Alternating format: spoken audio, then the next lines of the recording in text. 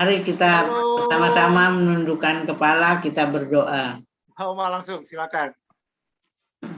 Bapa kami yang di surga, Bapa yang kami kenal dalam nama Tuhan Yesus, puji dan syukur kami naikkan kehadirat-Mu ya Tuhan, karena kebaikan Tuhan, kemurahan Tuhan sepanjang hari ini, Tuhan sudah memelihara kami semua, Tuhan sudah mencukupkan segala makanan, minuman kami semua ya Tuhan, hingga pada malam hari ini kami boleh duduk bersama-sama untuk belajar firman-Mu.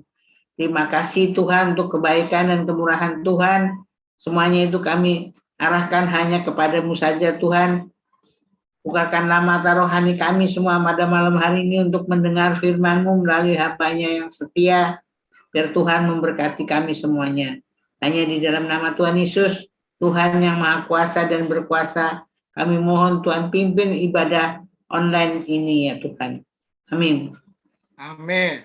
Silakan Kak Gali. Bacakan dasar firman Tuhan kita. Bentar, dari mana tadi ya? Kejadian 2 ayat 15 sampai 17. Kejadian 2. Di layar ada Pak Kali. Oke. Kejadian pasal 2 ayat 15 sampai 17. Begini bunyi firman Tuhan, Tuhan Allah mengambil manusia itu dan menempatkannya dalam Taman Eden untuk mengusahakan dan memelihara taman itu.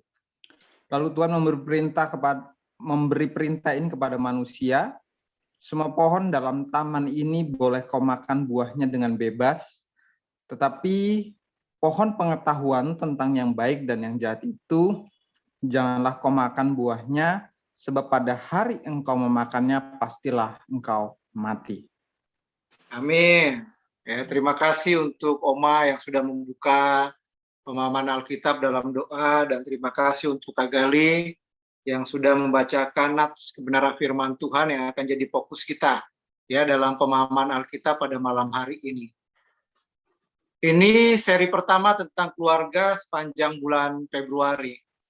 Ya, karena tema-tema memang pada bulan Februari itu berbicara tentang keluarga ya, tema umum secara khusus ibadah hari Minggu yang dibuat oleh sinode itu semuanya berbicara tentang keluarga ya. Seri pertama ya, hari ini kita berbicara tentang Taman Eden ya. Nah, Bapak Ibu Saudara yang terkasih dalam Tuhan Yesus Kristus, keluarga yang pertama itu ditempatkan Allah di Taman Eden. Ya. Keluarga yang pertama yang dimaksud adalah Adam dan Hawa. Ya, ini adalah pasangan suami istri. Ya, Adam dan Hawa, mereka adalah pasangan suami istri yang diberkati Tuhan, ya, secara langsung. Ya, coba kalau kita lihat Kejadian 1. Ayat yang ke-28. Ya, saya akan bacakan untuk kita semua. Allah memberkati mereka, lalu Allah berfirman kepada mereka, beranak cuculah dan bertambah banyak. Ya, itu. Jadi Adam dan Hawa ini sebagai pasangan suami istri yang pertama yang ditempatkan di Taman Eden, dan langsung pernikahan mereka diberkati oleh Allah. Ya. Itu. Nah, Bapak Ibu Saudara yang terkasih dalam Tuhan Yesus Kristus, Adam dan Hawa ketika mereka ada di Taman Eden itu diberikan fasilitas oleh Allah. Contoh, fasilitas apa saja yang disediakan Allah bagi mereka, Adam dan Hawa. Ya. Kalau kita lihat di dalam Kejadian pasal 2 ayat yang ke-9. Ya, saya akan bacakan untuk kita. Lalu Tuhan Allah menumbuhkan berbagai-bagai pohon dari bumi yang menarik dan yang baik untuk dimakan buahnya, dan pohon kehidupan di tengah-tengah taman itu, serta pohon pengetahuan tentang yang baik dan yang jahat. Ya, luar biasa ya. Itu. Allah menyediakan makanan. Ya.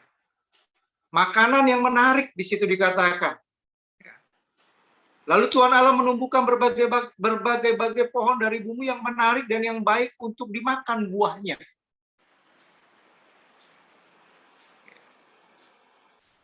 Semuanya disediakan Allah untuk Adam dan Hawa.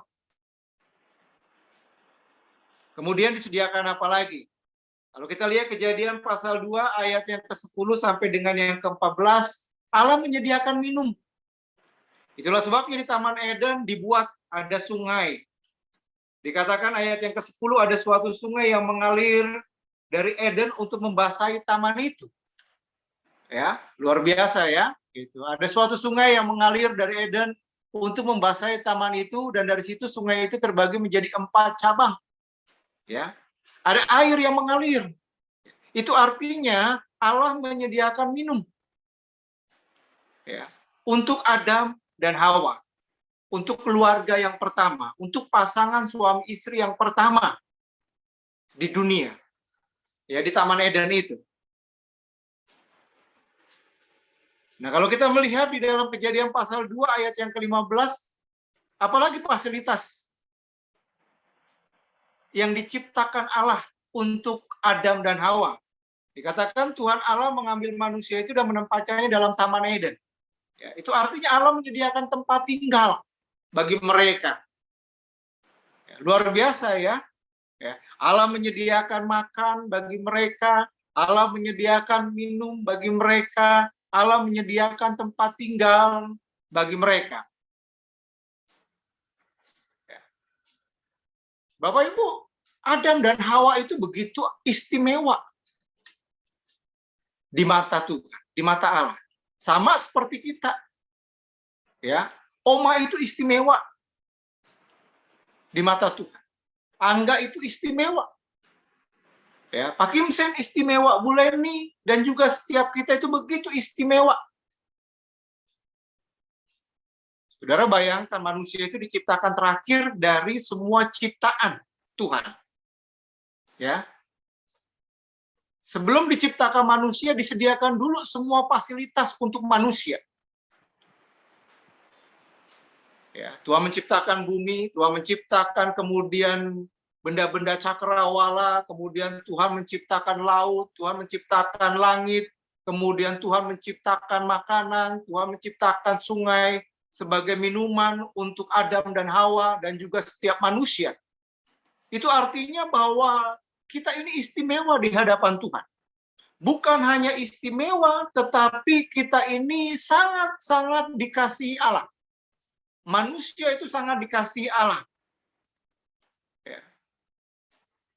Dan itulah sebabnya ketika manusia jatuh ke dalam dosa, Allah juga tetap menyatakan kasih-Nya yang besar kepada manusia. Yohanes 3 ayat yang ke-16 itu jelas ya. Itu menyatakan tentang kasih Allah yang besar. Karena begitu besar kasih Allah akan dunia ini. Dunia ini adalah manusia yang berdosa. Maka Ia mengaruniakan anak yang tunggal supaya setiap orang yang percaya kepadanya tidak binasa, melainkan beroleh hidup yang kekal. Ya. Itu.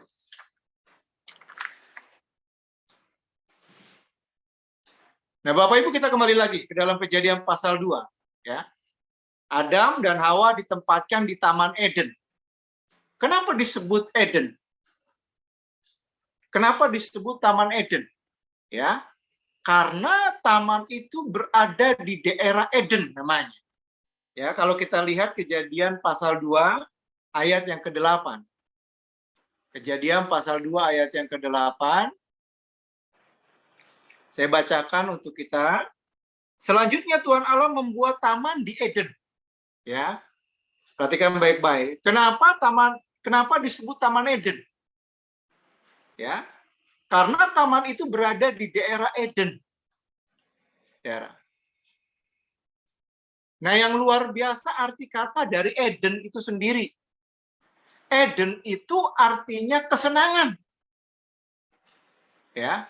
Eden itu artinya sukacita. Saudara. Ya. Adam dan Hawa ditempatkan di Taman Eden, ya, supaya mereka, ya, hidup mereka itu berdua itu membawa kesenangan, dan kemudian hidup mereka berdua ketika ditempatkan di Taman Eden itu ada sukacita. Ini tujuan keluarga, saudara.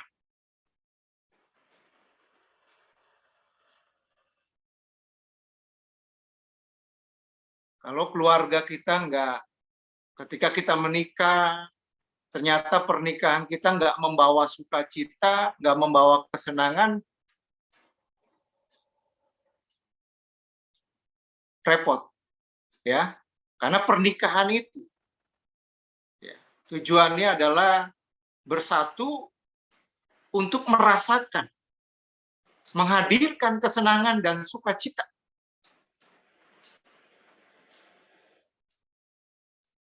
Ya. Nah, Bapak Ibu, pertanyaannya, apakah ini yang saudara rasakan? Ya, kesenangan, sukacita, ini yang Bapak Ibu rasakan, ya, ketika hidup bersama dengan pasangan, ketika hidup bersama dengan keluarga kita. Harusnya ini ya. Ya. Rasa sukacita, rasa senang, ya, ketika ada bersama-sama dengan pasangan kita, ya, dengan suami kita, dengan istri kita di dalam Taman Eden, di dalam satu rumah.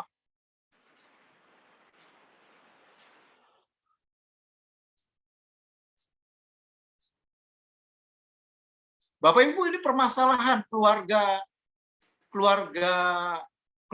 zaman sekarang, bukan hanya keluarga yang bukan keluarga Kristen, tapi ini permasalahan keluarga Kristen. Ya. Sebelum menikah, setiap hari pengen ketemu. Ya, itu. Tapi sesudah menikah, perasaan senang sebelum menikah, masa-masa pacaran, sukacita, ingin bertemu, itu berubah justru ketika sudah masuk ke dalam rumah tangga.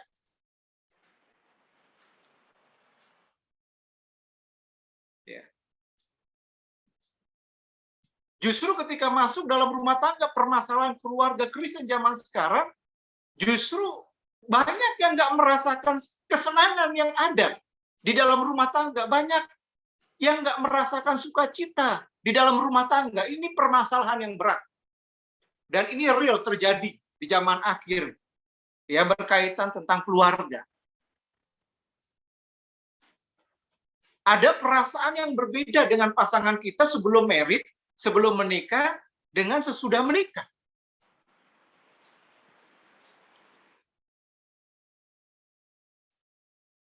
Ya. Dulu sebelum menikah, rasanya pengen telepon terus. Rasanya ingin mendengar suaranya. Ya, baru selesai pacaran, pulang ke rumah masing-masing, baru nyampe rumah udah langsung telepon, pengen dengar suaranya lagi. Tapi sekarang sudah berumah tangga, ya, sudah satu rumah, justru jarang bicara.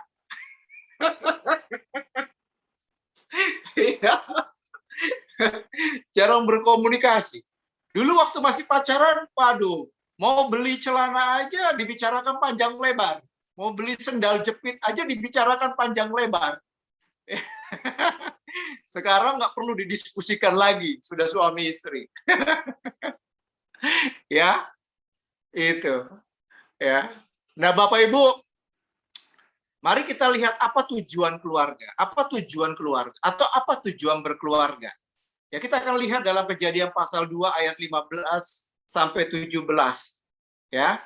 Itu dari tugas yang diberikan Allah ya kepada Adam dan juga kepada Hawa, kita akan melihat mengenai tujuan berkeluarga. Tapi saya ingin beritahu dulu kepada Bapak Ibu Saudara sekalian, ada dua tugas di sana dikatakan apa? Ayat yang ke-15.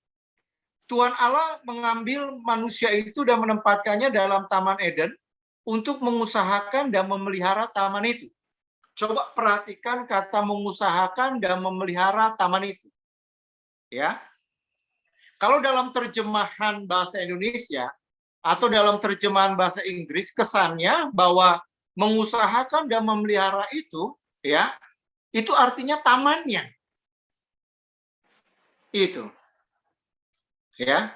Jadi Yang diusahakan, yang dipelihara itu hanya berkaitan tentang tamannya, ada objeknya. Ya. Tapi dalam terjemahan bahasa aslinya, dalam bahasa Ibraninya, itu nggak ada objeknya, nggak ada tamannya. Ya, jadi bukan gedungnya. Dalam rumah tangga itu bukan gedungnya yang diusahakan, yang dipelihara. Bukan house-nya, bukan bangunannya, bukan building-nya yang diusahakan dan dipelihara. Ya, saat ini orang membangun rumah, itu concern-nya, perhatiannya hanya membangun bagaimana membuat rumah itu bak seperti istana, terlihat indah luarnya. Itu. Tetapi dalam terjemahan bahasa Ibrani itu nggak ada kata taman. Jadi mengusahakan dan memelihara itu bukan terfokus kepada tamannya, bukan terfokus kepada gedungnya, bukan terfokus kepada bangunan rumahnya, tetapi relasi di dalamnya.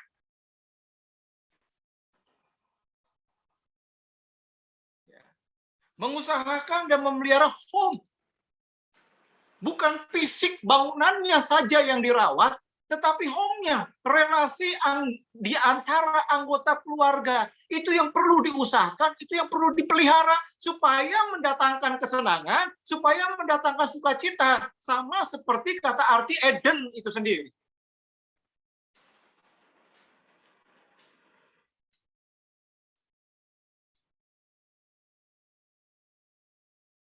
Ya, Bapak Ibu, percuma rumah itu bak istana. Betul? Ya, kita rawat, kita cat, kita bangun dengan biaya yang mahal. Tapi kalau relasi di dalamnya antara pasangan suami istri dengan anak-anak, orang tua dengan anak itu nggak baik. Nggak ada kesenangan di sana, nggak ada sukacita di sana. Apalah arti sebuah bangunan?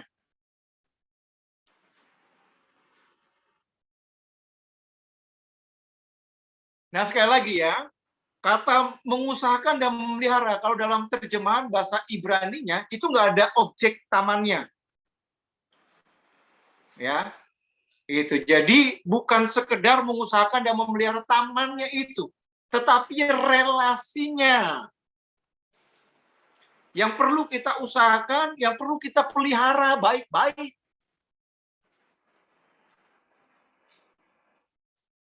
Ya. Apakah kerukunan, keharmonisan itu tercipta dengan sendirinya? Tercipta sendirinya enggak?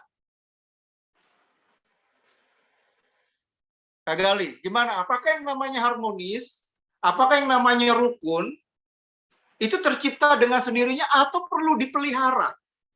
Perlu diusahakan?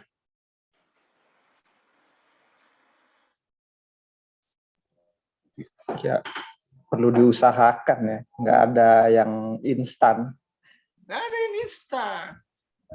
Itu. Jadi ini tujuan berkeluarga ya, fokusnya jangan hanya sekedar membangun rumahnya, bangunannya, saudara. Ya, tapi usahakan dan pelihara hubungan. Ya, pasangan suami istri, orang tua dengan anak supaya menghasilkan Eden, supaya menghasilkan kesenangan, supaya menghasilkan sukacita di dalamnya, supaya menghasilkan damai sejahtera di dalamnya. Amin. Ya. Nah, mari kita lihat satu persatu ya. Apa tujuan berkeluarga? Ada dua. Ya, ada dua ya tujuan berkeluarga tadi dari tugas yang diberikan Tuhan. Yang pertama adalah mengusahakan. Nah, apa yang diusahakan? Ya. Gitu. Nah, kata mengusahakan ini dalam bahasa aslinya adalah abad. Ya, disebutnya abad. Abad itu memiliki dua pengertian. Ya, kalau pengertian yang pertama di luar konteks keagamaan artinya mengolah tanah. Ya. Itu. Jadi mengusahakan itu kalau dalam konteks di luar rohani atau di luar keagamaan itu artinya adalah mengolah tanah. Ya. Gitu. Jadi ini konteksnya. Keluarga juga butuh makan. Itulah sebabnya ya bekerja, mengolah tanah untuk mencukupi kebutuhan keluarga. Ya, Pak Kim Sen bekerja, Kak Gali bekerja, Pak Amin bahkan sekarang emansipasi wanita, wanita juga menolong, ya, bekerja. Itu untuk apa? Untuk mencukupi semua kebutuhan keluarga. Itu. Ya, ini pengertian yang pertama dari kata mengusahakan. Nah, pengertian yang kedua ini yang paling penting, yang seringkali hilang dalam kehidupan keluarga. Kata mengusahakan itu dalam konteks rohani atau keagamaan artinya adalah tindakan beribadah kepada Tuhan. Ya. Ini tujuan berkeluarga. Ya. Bapak Ibu menikah, kemudian punya anak. Ya. Kita harus pahami tujuan berkeluarga adalah bersama keluargaku melayani Tuhan. Ya. Tujuannya adalah beribadah kepada Allah. Tujuannya adalah beribadah kepada Tuhan.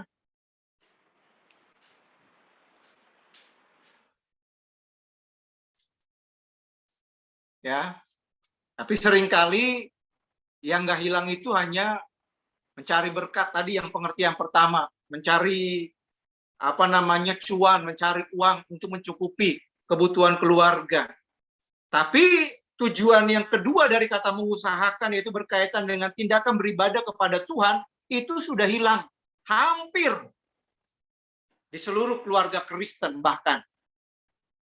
Ya, melupakan tujuan ini yaitu kita ada keluarga, kita punya pasangan, kita punya anak-anak, kita punya orang tua, terkumpul di dalam satu keluarga. Tujuannya bukan hanya sekedar kemudian menabung, mengumpulkan uang, mencari berkat, bekerja keras di luar untuk mencukupi semua kebutuhan hidup keluarga, tapi jangan lupa ada tujuan yang lain, yaitu kita ada di dalam satu keluarga, tujuannya adalah semua keluarga itu beribadah kepada Tuhan.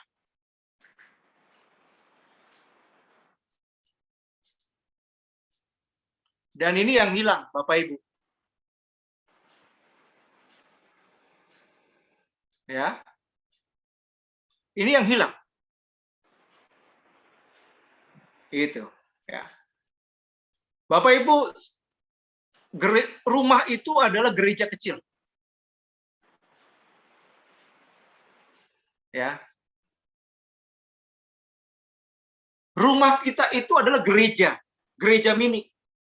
Atau disebut dengan miniatur gereja, rumah. Jadi rumah kita itu harus berfungsi seperti gereja.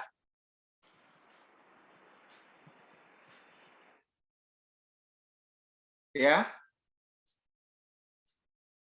Konsep yang salah, pengertian yang salah, hanya bukan di gereja saja kita memuji. Karena kita tahu bahwa gereja, misalnya GKPI, Gereja Permata, ini adalah tempat untuk kita bisa memuji, tempat untuk kita kemudian datang ke sini menyembah, tempat untuk kemudian kita berdoa di tempat ini, tempat untuk kita membaca dan mendengarkan firman Tuhan. Ya, itu betul. Gereja ini adalah tempat untuk itu. Ya, kita belajar firman Tuhan, kita memuji, kita menyembah, kita berdoa, saudara. Tapi sebaliknya, kita nggak pernah tahu bahwa rumah kita itu adalah gereja, ya, miniatur gereja, ya. Seharusnya di rumah itu ada ibadah.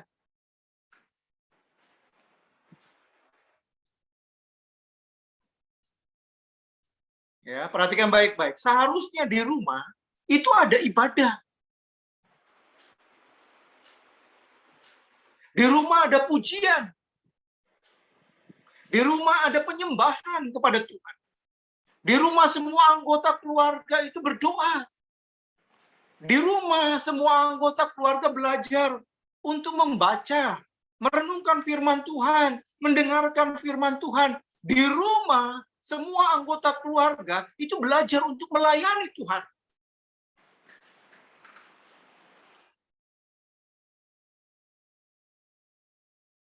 Ya.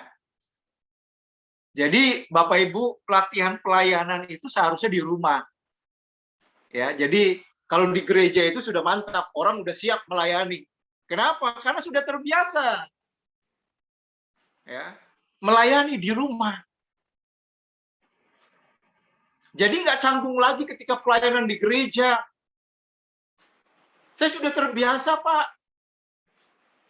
Bukan kemudian kita mengatakan, Pak, saya nggak pernah melayani. Enggak. Kenapa? Karena latihan, tempat latihan yang sesungguhnya untuk kita bisa belajar melayani Tuhan itu di rumah.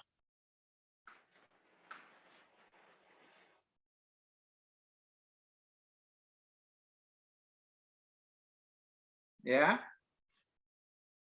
Bapak Ibu, kenapa? Pertanyaan besar bagi kita. Kenapa gereja lokal seperti GKPI misalnya, Gereja Permata, misalnya contohnya kekurangan pelayanan, kekurangan pelayan. Kenapa? Ya. Karena di rumah-rumah keluarga Kristen yang adalah gereja, miniatur gereja, itu tidak ada lagi mesbah keluarga. Ya. Di rumah-rumah keluarga Kristen tidak lagi terdengar pujian. Di rumah-rumah keluarga Kristen tidak lagi terdengar firman Tuhan.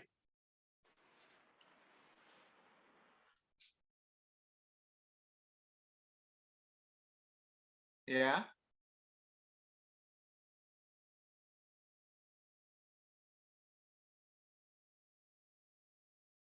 Itu. Ini yang pertama, ya, kata dari kata mengusahakan. Ya, kemudian yang kedua, kata yang kedua adalah memelihara. Ya, memelihara di situ dikatakan Tuhan Allah mengambil manusia itu dan menempatkan dalam Taman Eden untuk mengusahakan dan memelihara. Nah, ya. Itu. Nah, arti di luar konteks rohani atau keagamaan itu artinya menjaga ternak. Memelihara itu artinya tindakan menjaga ternak dan sebagainya. Tetapi saya nggak akan bawa ke situ. Ya, kata memelihara ini dalam arti keagamaan atau dalam arti rohani itu artinya adalah tindakan menjaga perjanjian. Ya. Kemudian arti yang lain dalam konteks keagamaan bukan hanya tindakan menjaga perjanjian, tapi itu berbicara tentang tabernakel. Ya, kita tahu bahwa tabernakel, ya, kemah suci, ya, bait Allah, ya, itu berbicara tentang ibadah umat Tuhan, tempat ibadah umat Tuhan itu kepada Tuhan. Ya. Kemudian arti dalam konteks keagamaan, ya, dalam kata memelihara atau samar dalam bahasa Ibrani, ini artinya adalah peraturan dalam ibadah. Ya. Nah, ini juga nggak pernah diperhatikan. Ya, dalam keluarga Kristen ini miss. Ya. Di keluarga bukannya ada aturan, kan? Ya. Atau kita dalam keluarga nggak punya aturan, sesuka hatinya. Ya. Sama seperti di gereja ada aturan. Ada yang miss di sini. Seharusnya ini dilakukan, fungsi ini, tugas ini dilakukan di keluarga. Ya. Itulah sebabnya ketika kita beribadah, kenapa banyak yang seperti kayak ibadah di gereja itu nggak ada aturannya.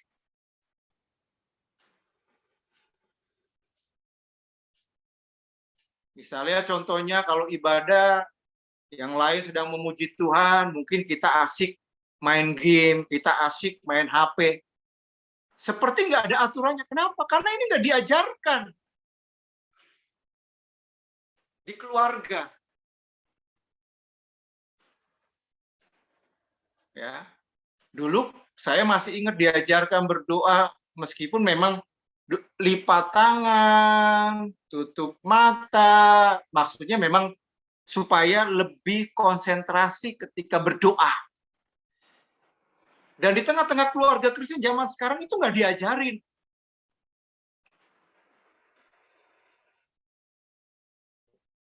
Memberi persembahan diajarin dari keluarga, ya, itu. Melayani diajarin dari keluarga. Ya. Menjaga perjanjian apa? Ayat yang ke-16 kan Kejadian 2 ayat yang ke-16 sampai 17 ada perintah dan ada larangan. Itu.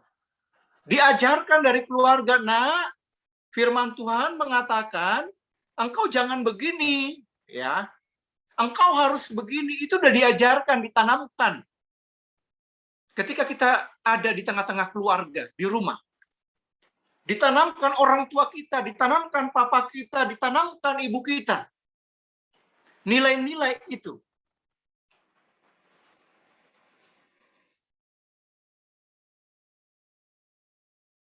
Ya. Nah, Bapak Ibu, keluarga, rumah adalah tempat memelihara hukum Allah. Ya. Perhatikan baik-baik. Tadi di awal saya katakan tentang mengusahakan dan memelihara itu dalam bahasa Ibrani-nya, beberapa penafsir itu mengatakan nggak ada kata tamannya.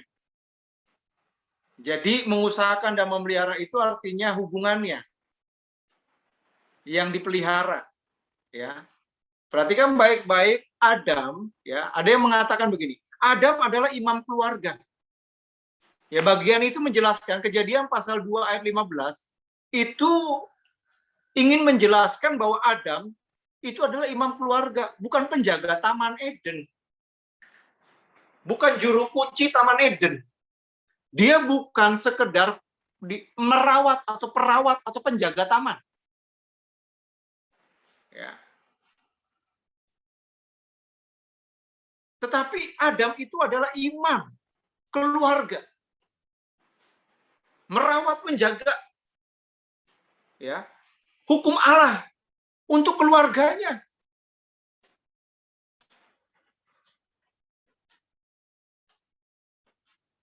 Nah, Bapak Ibu, ada yang hilang dalam keluarga sekarang. Apa yang hilang? Fungsi imam hilang.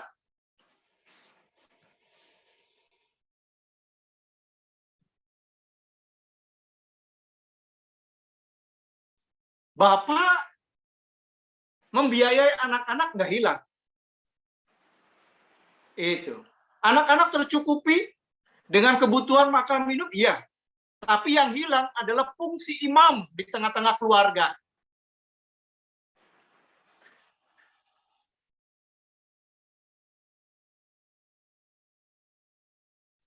Nah, nanti Bapak Ibu lihat ya dalam Ulangan 6 ayat 4 sampai dengan yang ke-9 itu ada perintah kepada orang tua ya untuk mengajarkan kasihlah Tuhan Allahmu dengan segenap hatimu dan dengan segenap jiwamu dan dengan segenap kekuatanmu. Ajarkan itu berulang-ulang ketika engkau duduk, ketika engkau sedang berbaring, ketika engkau sedang dalam perjalanan. Ajarkan itu kepada anakmu berulang-ulang supaya anakmu terus tertanam dengan ajaran itu, sehingga ketika mereka bertumbuh besar, mereka takut akan Tuhan, mereka mengasihi Tuhan, dan mereka melayani Tuhan, dan itu yang hilang. Yang tidak pernah diajarkan orang tua kepada anak-anak. Yang diajarkan apa? Motivasi hidup. Nah, engkau harus kerja keras, engkau harus kemudian belajar keras, engkau harus berhasil dalam hidupmu, engkau harus sukses. Ketika mereka jadi orang yang sukses, tanpa ada kasih kepada Tuhan, bisa jadi mereka jadi anak yang tidak menghormati orang tuanya.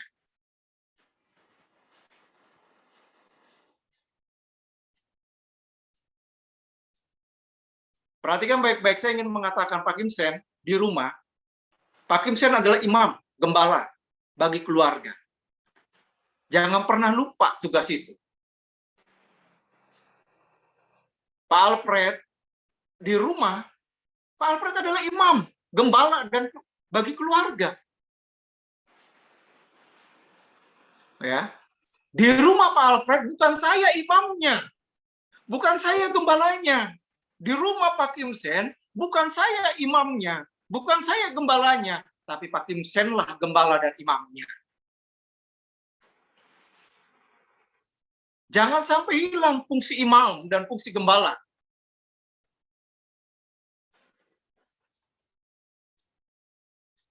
Ya, itu. Ya. Kalau PA begini, ajak. Ya, ya, ayo ikut PA. Itu Pak Alfred, Bu Ani ya, panggilannya kan sayang ya. Ya, panggilannya sayang ya. Itu, ayo yang ikut PA. Itu baru menjalankan fungsi imam. Anak-anak, ayo sekolah minggu. Itu baru menjalankan fungsi imam kita. Itu. Anak-anak, ayo jam 9 malam kita berkumpul, kita berdoa sebelum istirahat. Itu artinya kita menjalankan fungsi imam dan gembala di tengah-tengah keluarga kita. Nah, Bapak Ibu, kalau fungsi imam, fungsi gembala hilang, yang ada adalah fungsi penjaga taman, ya, saya katakan, kalau ini hilang, maka yang ada di akhir zaman adalah lost generation. Generasi yang hilang. Ya, generasi yang hilang itu adalah generasi yang tidak takut akan Allah, generasi yang memberontak terhadap orang tua. Sama seperti yang dijelaskan Rasul Paulus tentang akhir zaman. Dalam 2 Timotius 3 ayat yang kedua. Di akhir zaman, itu banyak anak-anak yang memberontak dan tidak tahu berterima kasih kepada orang tuanya. Kenapa? Karena di keluarganya sudah hilang fungsi imam dan gembala.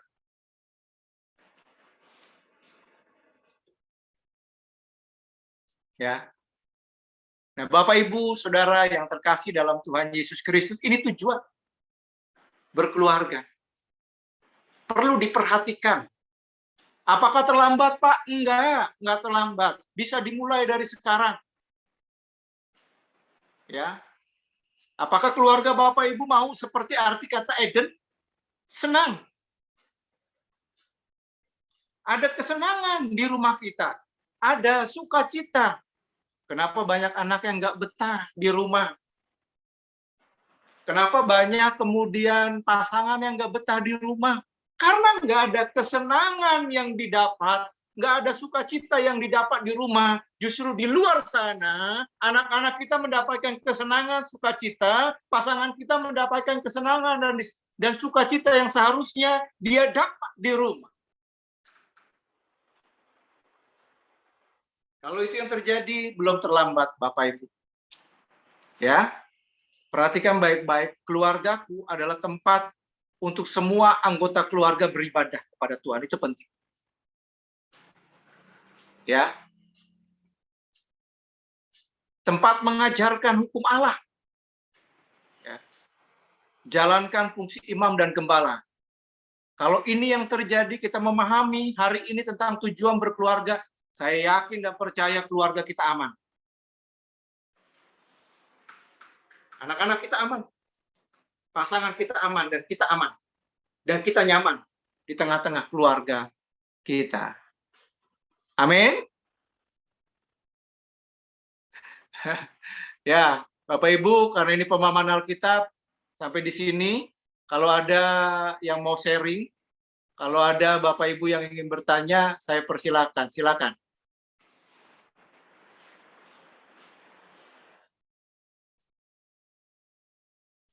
Silakan. Ibu Leni, mungkin Oma Singgi, mungkin Pak Kim Sen, Pak Alfred, silakan.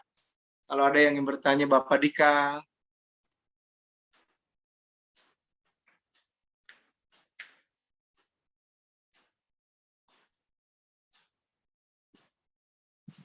Ada? Pak Kim Sen, gimana?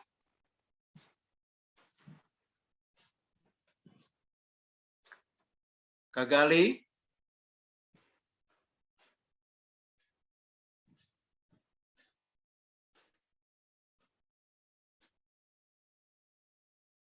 Bu Leni, ada yang mau ditanya?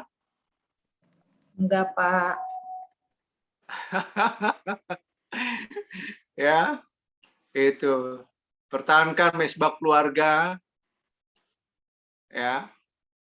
Itu jangan lupa anak-anak terus dipelihara, ya, untuk tempat pembentukan karakter, ya. Bapak Ibu, itu seharusnya di keluarga. Ya, pembentukan karakter, pembentukan anak yang takut akan Tuhan, melayani Tuhan itu di keluarga. Ya. Itu. Makanya biasanya waktu yang paling baik membentuk anak itu dalam usia 0 sampai 7 tahun. Itu ibaratnya seperti kertas kecil, kertas putih. Kita mau isi tulisan apa, itu karena usia 0 sampai 7 tahun, anak itu masih waktunya paling banyak sama orang tua. Nah, masa-masa ini jangan sampai hilang kita isi apa kertas itu. Jangan sampai nggak kita isi apa-apa setelah kemudian dia lebih banyak di luar sana yang mengisi dia. Kalau di luar sana ring kedua itu aman, lingkungannya kondusif bagi anak-anak kita, itu aman. Tapi kalau di luar sana kita belum ngisi apa-apa ya terhadap lembaran putih anak kita, kemudian diisi dia ada di lingkungan yang tidak baik, ya maka dia akan kertasnya itu akan diisi dan dia bertumbuh dalam karakter mungkin yang tidak baik seperti itu. Ya.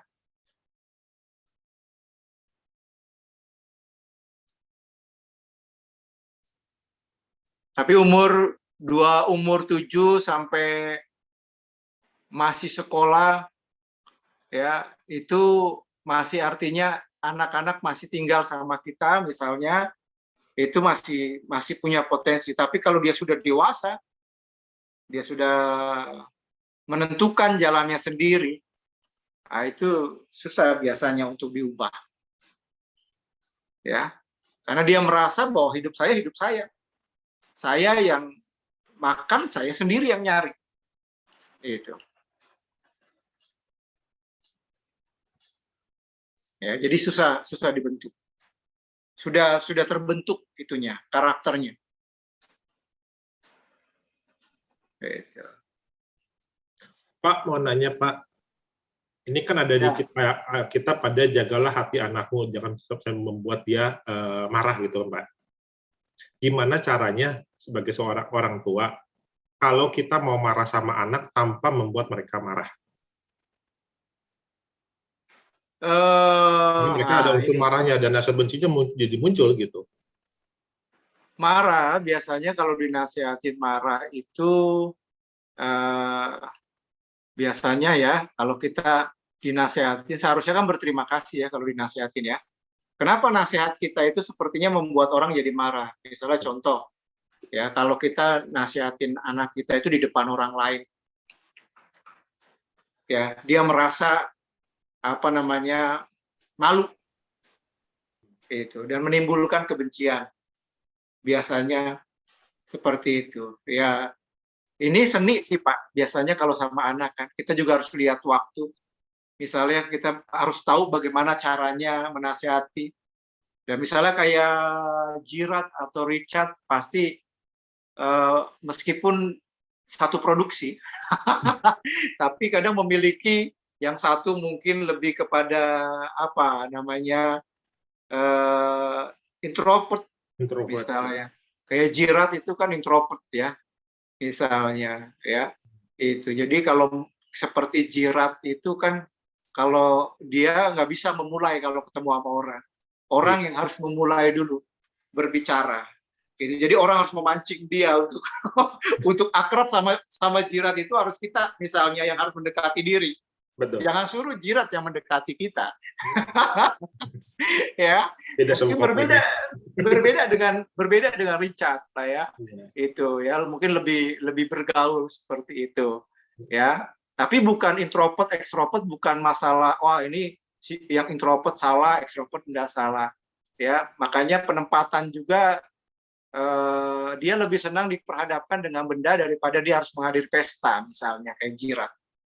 Ya, itu kalau di pesta itu meskipun ruang rame tapi terasa sepi itu. Iya.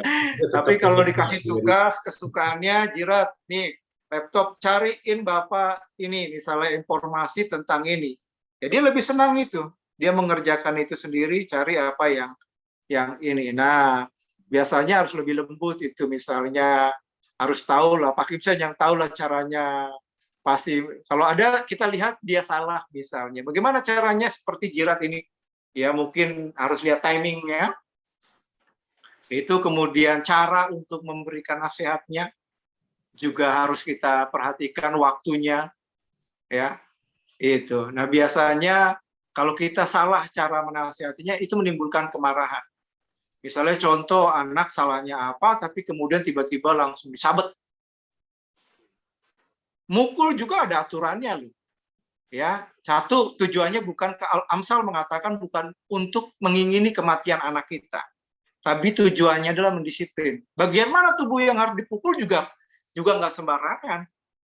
Ya, kalau kemudian bagian sini kita pukul, ya itu, ini akan menimbulkan tanda, menimbulkan luka. Tapi kalau misalnya bagian pantat, misalnya contoh itu, ya kan, itu. Terus sambil kita jelasin kenapa. Nah, kalau orang tua salah juga jangan malu untuk minta maaf. Itu. Jadi bukan hanya menasihati atau menegur atau marah terhadap anak, tapi kita harus kasih tahu, kita jelasin kenapa Papa melakukan ini, kenapa tadi Papa, ya kita juga berani maaf. Nah, Papa harus melakukan itu. Kenapa? Tadi kamu begini. Dan itu nggak baik, itu nggak boleh kamu lakukan. Itu. Ya. Jadi kalau itu benar kita menasihatinya, Pak, saya percaya nggak akan menimbulkan marah kok. Justru anak itu akan berterima kasih.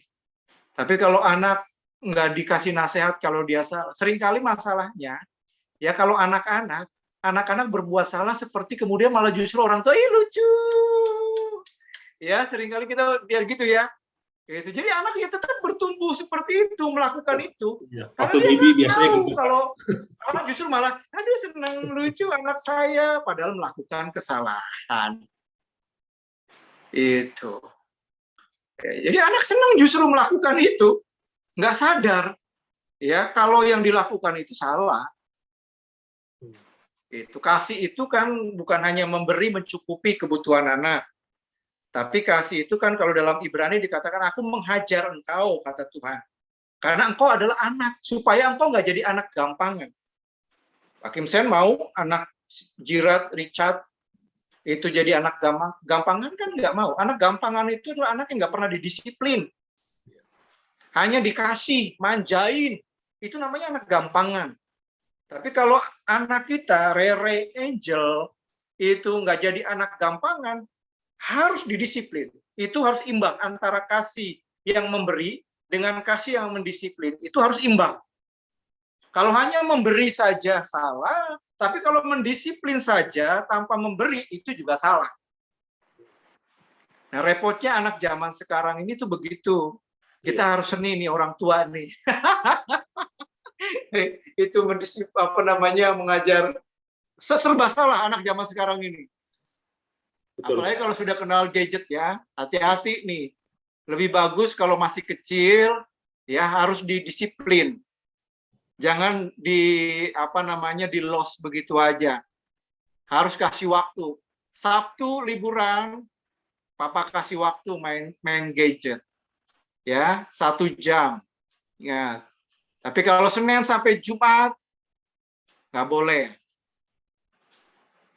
Itu. Tapi seringkali supaya anak nggak nangis, supaya anak nggak rewel, udah dikasih gadget. Kan begitu kan, praktis aja orang tua zaman sekarang kan.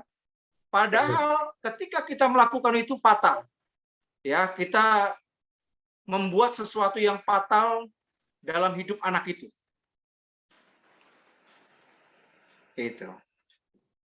Ya. Kira-kira begitu Pak. Sip. Ya, Thank you, Pak. jangan sampai hanya melukai, tapi kita juga nggak yang paling utama adalah ketika kita memberi nasihat, anak itu lihat. Yang dilihat oleh anak itu teladan kita. Iya, Jangan sampai ketika kita memberi nasihat, justru kita yang melanggar nasihat kita. betul. Nah, itu patah. Itu dibalikin ke kita lagi, Pak.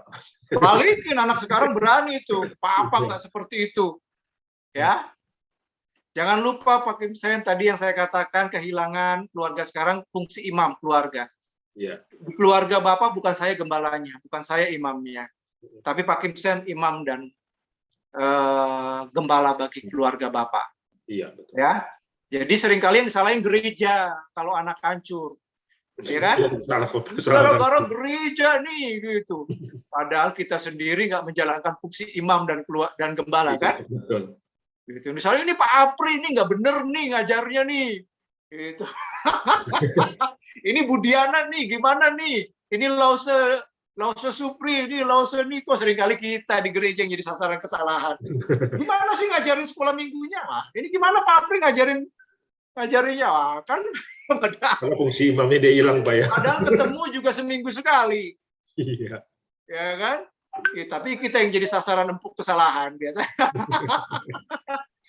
Ya. Oke, ada lagi? Thank you, Pak. Ya.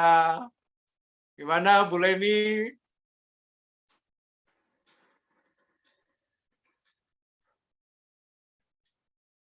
Ada Bu Diana juga. Mau nambahkan Bu Diana?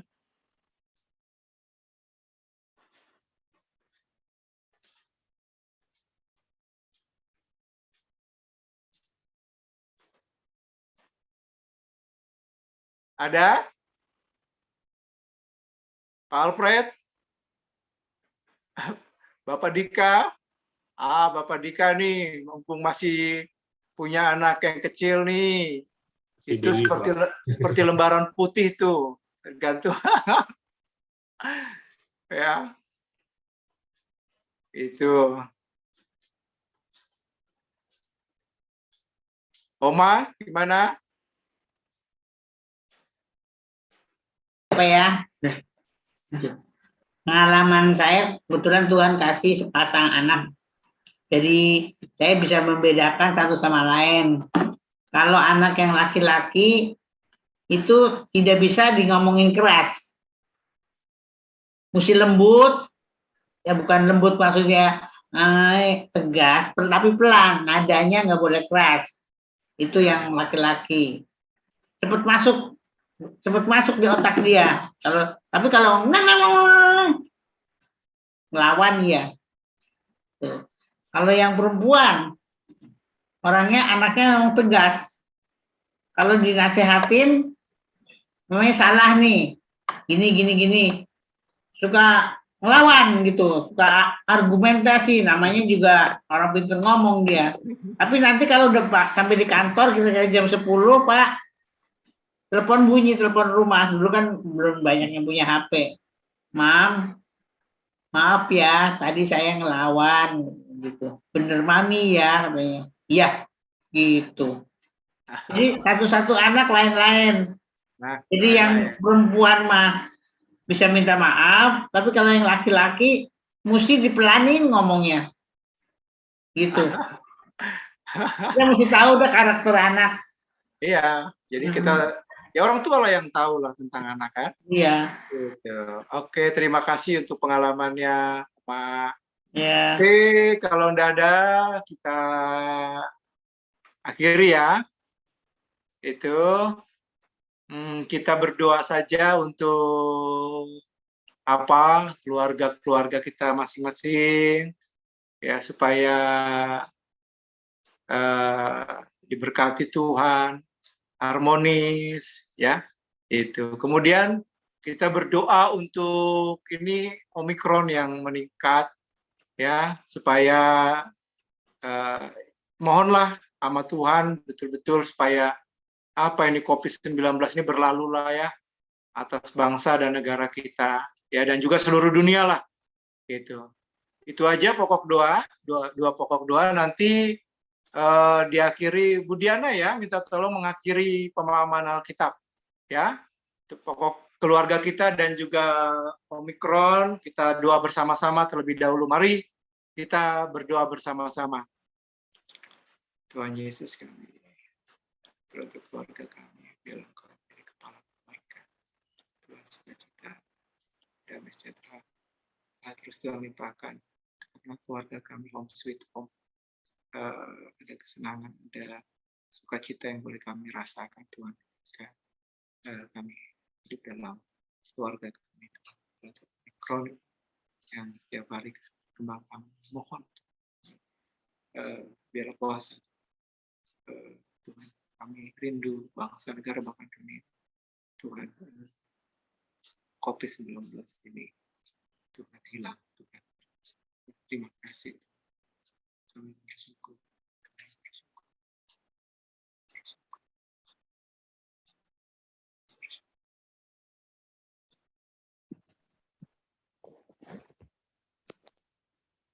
Tuhan, kami sungguh bersyukur kalau malam hari ini kami diberikan kesempatan untuk kami bisa mengikuti persekutuan doa, dan terima kasih buat firman Tuhan yang hari ini mengingatkan kami tentang pentingnya peran seorang kepala keluarga, peran setiap seorang ibu, peran seorang anak di dalam keluarga Tuhan. Biarlah Tuhan yang akan menolong setiap kami untuk bisa melakukan firman Tuhan ini di dalam kehidupan kami.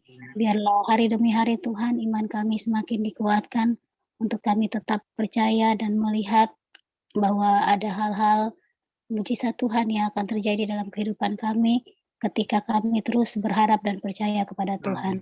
Berkati hamba-Mu Pak Apri yang sudah menyampaikannya pada hari ini ya Tuhan. Tuhan, kami menyerahkan juga untuk malam istirahat kami Tuhan. Biarlah perlindungan Tuhan terus nyata dalam kehidupan kami, sehingga kami semua Tuhan boleh istirahat dengan kekuatan dan kesehatan yang baru yang akan Tuhan berikan pada setiap kami esok hari ya Tuhan. Agar besok hari Tuhan, kami semua dapat melakukan segala aktivitas kami dengan memuliakan nama Tuhan. Terima kasih Tuhan. Dalam nama Tuhan Yesus kami berdoa. Amin. Amin. Terima kasih Bapak Ibu. Selamat malam. Thank you semuanya. Semalam. Oke, Tuhan Yesus Sampai memberkati. ketemu hari Minggu. Sampai ketemu hari Minggu. Oma harus di rumah dulu ya. Online. Oke, Tuhan Thank berkati. you. Bye.